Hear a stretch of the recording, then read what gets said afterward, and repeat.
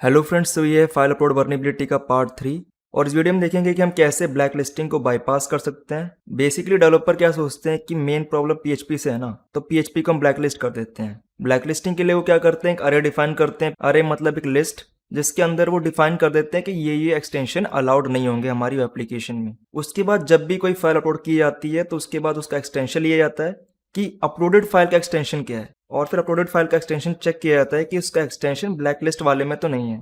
अगर uploaded file का extension blacklist वाली अरे में नहीं है तो वो फाइल अपलोड हो जाती है, वरना हमें एरर देखने को मिलता है। इस वीडियो में देखेंगे कि अगर डेवलपर ब्लैकलिस्टिंग अपनाता है कहीं पे भी तो वो कैसे इनसिक्योर है, उसे हम कैसे बाईपास कर सकते हैं। तो मेरे डेस्कटॉप पे एक फोल्डर है ब्लैकलिस्ट नाम से। मैंने अपना टर्मिनल खोला, इसके अंदर मैं नेविगेट करूंगा सीडी डेस्कटॉप, और यहाँ पे आप देख सकते हैं कि मेरे पास ब्लैकलिस्ट नाम का फोल्डर है। इसके अंदर अगर मैं जाऊं तो मेरे को यहाँ पे 3 फाइलें मिलेंगी। index.html एक बेसिक फॉर्म है जो कि सेंड करता है फाइल हमारे upload.php में, और हमारे पास अपलोड्स नाम की पीएचपी फाइल है। ये सेम टू सेम फाइल है। अब हमने इसमें क्या कर रखा है, हमने यहाँ पे 4 लाइनें एक्स्ट्रा लिखी हैं। हम यहाँ पे क्या कर रहे हैं, हमने यहाँ पे एक नॉट अलाउड एक्सटेंशन का एक अरे डिफाइन किया। जो अपलोडेड फाइल है उसे हमने स्प्लिट किया डॉट सेपरेटर से, और उसके बाद हमने उस स्प्लिट फाइल नेम से हमने एक्सटेंशन ले लिया। अब इसके बाद हमने चेक किया कि जो अपलोडेड फाइल का एक्सटेंशन इस नॉट अलाउड वाले पीएचपी अरे में है या नहीं। अगर होगा तो हमें पेज पे ये शो करेगा कि प्लीज अपलोड इमेज फाइल, वरना ये फाइल जो है अपलोड हो जाएगी हमारे सर्वर पे।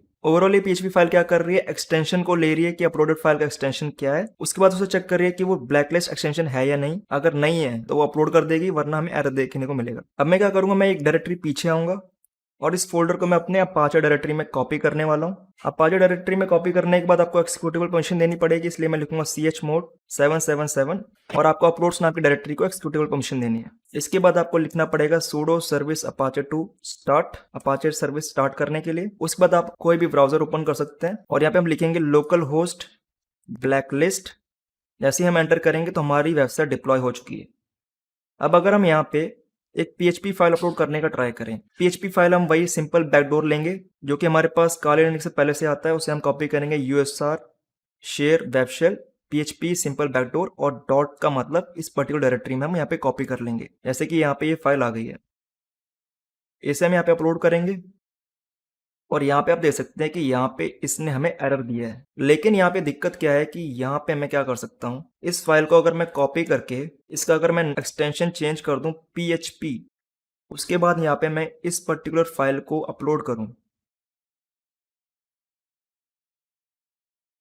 तो यहाँ पे आप देख सकते हैं कि यहाँ पे हमने सक्सेसफुली बैकडोर को अपलोड कर दिया, क्योंकि यहाँ पे केस सेंसिटिविटी चेक नहीं की जा रही है।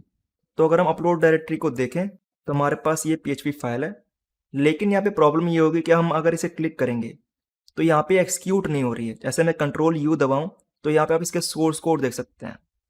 ये PHP फाइल एक्सिक्यूट क्यों नहीं हो रही है, क्योंकि इसका एक्सटेंशन कैपिटल PHP है, लेकिन बाय डिफॉल्ट जो आपका अपाचे सर्विस है डॉट PHP स्मॉल में डिटेक्ट करता है ऐसे PHP फाइल, और उसे एक्सिक्यूट करता है। तो ब्लैकलिस्टिंग को बाईपास करने के लिए या तो एक तरीका है कि आप हिट एंड ट्रायल करें और देखें कि कौन से एक्सटेंशन है जो कि अलाउड हैं। जैसे कि यहाँ पे सिर्फ डॉट PHP एक्सटेंशन डिसअलाउड है। तो यहाँ पे मैं क्या कर सकता हूँ, यहाँ पे मैं जाऊंगा और यहाँ पे इसे मैं कॉपी करूंगा सिंपल बैकडोर डॉट PHP, और इसका नाम मैं रख दूंगा PHTML। ये PHP का एक और वैलिड एक्सटेंशन होता है डॉट PHTML। इसे अगर हम यहाँ पे अपलोड करें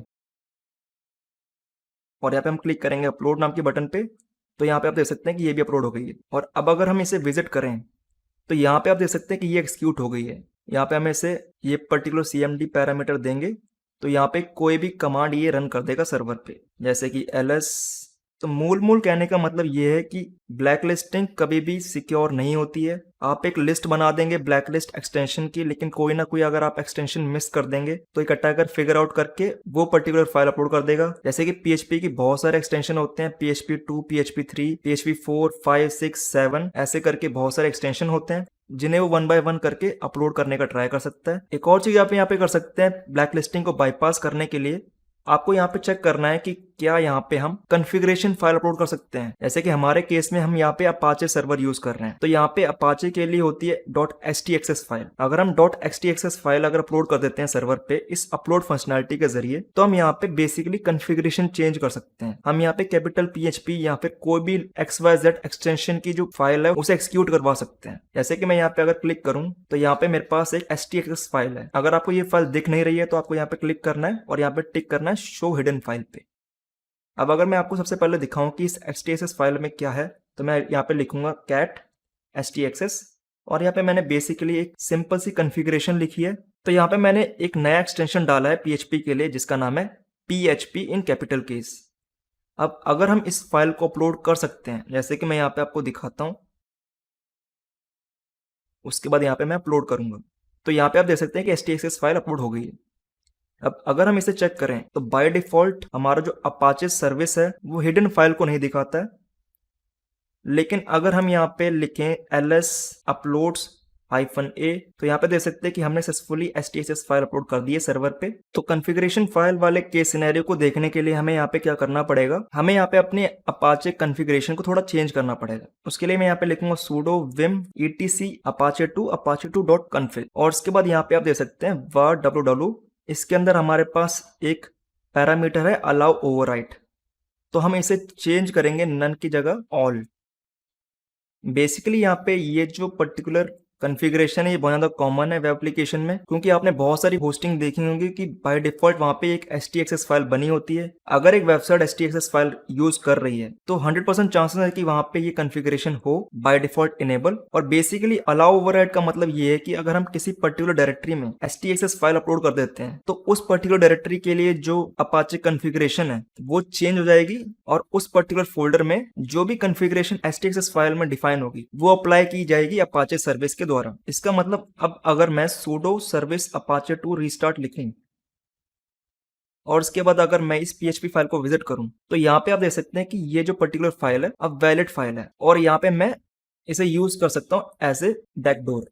तो अभी तक हमने देखे दो मेथड। पहला मेथड हमने देखा कि अगर एक डेवलपर PHP एक्सटेंशन को या फिर अगर लेट्स से JSP या फिर ASP एक्सटेंशन को ब्लैकलिस्ट में डाल देता है तो हम क्या कर सकते हैं, ऐसे अटैक कर हम यहाँ पे हम अलग अलग वैलिड एक्सटेंशन को अपलोड करने का ट्राई कर सकते हैं। अगर एक डेवलपर ने कोई भी एक्सटेंशन मिस कर दिया होगा तो वो एक पोटेंशियल बाईपास है। दूसरा मेथड हमने देखा कि अगर एक अपलोड फंक्शनैलिटी हमें प्रिविलेज देती है कि हम वहां पे कॉन्फ़िगरेशन फाइल जैसे कि अपाचे सर्विस के केस में होती है .htxs फाइल, अगर हम वो अपलोड कर देते हैं तो हम बेसिकली कोई भी एक्सटेंशन की फाइल को एक्सिक्यूटेबल बना सकते हैं। जैसे कि मैं यहाँ पे एक और एग्जांपल देता हूँ। मैं यहाँ पे इस HTXS फाइल को एडिट करने वाला हूँ और यहाँ पे मैं लिखूंगा PHP की जगह पे lol और उसके बाद यहाँ पे मैं इस बैकडोर को कॉपी करूंगा सिंपल backdoor.lol। अब मैं यहाँ पे नई HTXS फाइल को अपलोड करने वाला हूँ। यहाँ पे मैं सिलेक्ट करूंगा, उसके बाद यहाँ पे मैं इसे अपलोड कर दूंगा। तो अब हम अपलोड करेंगे ये लोल वाली फाइल। इसे हमने सिलेक्ट किया और यहाँ पे हम इसे अपलोड कर देंगे और चेक करते हैं कि ये एक्सिक्यूटेबल है या नहीं। अगर हम यहाँ पे इसे क्लिक करें तो यहाँ पे आप देख सकते हैं कि ये लोल वाली फाइल भी एक वैलिड PHP फाइल बन गई है और अब हम यहाँ पे कोई भी कमांड रन कर सकते हैं। तो इस वीडियो में इतना ही, मिलते हैं अगली वीडियो में और देखते हैं एक डेवलपर कौन सी अलग अलग इनसिक्योर प्रैक्टिस अपनाता है जिससे फाइंड करने के बाद हम एक पूरी वेबसाइट को कॉम्प्रोमाइज कर सकते हैं।